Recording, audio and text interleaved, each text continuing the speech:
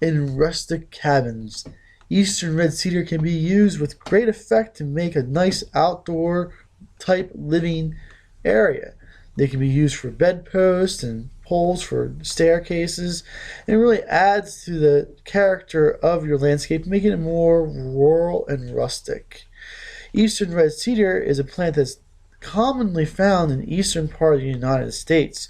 They like to grow anywhere in the eastern United States, including the middle of fields, to the sides of the ditches, to right in the middle of the forest. Typically, in the middle of the field, the tree tends to keep its lower branches, but as you venture further into the woods with less light, they usually start to lose some of the lower branches. As the tree gets older, it can become a really nice looking plant, and it can become a majestic large tree as well. The larger the tree, the more lumber you can get out of it. The eastern red cedar is a great choice for most landscapes. If you need any, we most certainly have a lot of them available for you to pick up. Yeah, yeah, that's cedar. That's out of the stump, down at the stump part. That's real pretty. That's but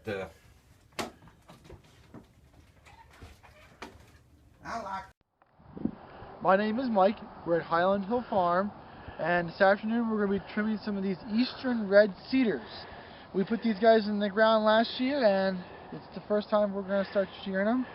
The idea of what we're going to be shearing them is we want to try to make them a little bit more dense and compact, and if there's a second leader, we'll trim off the second leader.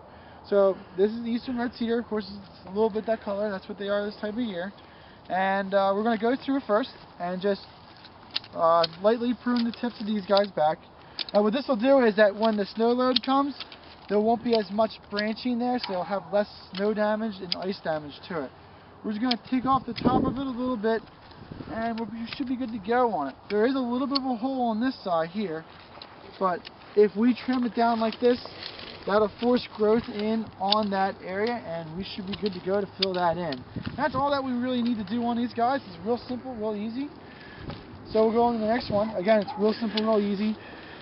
Cut off these guys a little bit. Now, this is a little annoying, so we should get rid of these weeds. But if we just trim the sides of these a little bit, that's sweet, he's stick happy. If we just trim the sides of these a little bit and trim that top, that should force the bottom to grow out a little bit more. So that's a good one. Now this one here, we have a little problem. You can see right off the bat that there's two leaders to it. So we'll take our handy dandy cutters and we'll go down pretty hard. It depends on what you think of it, but I usually cut about there, and that will take care of that leader. Eventually this one will become the main without a problem, no problem whatsoever. And, now, if you didn't do that, what would ultimately happen to this bush? Well, it depends on a lot of different things, but I would say for sure that if it had not died, it would have grown up into two of them.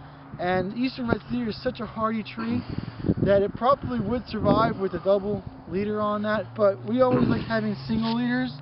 Mostly because when the snow hits, we want to make sure it's strong and structurally secure. It's not going to break and bend over.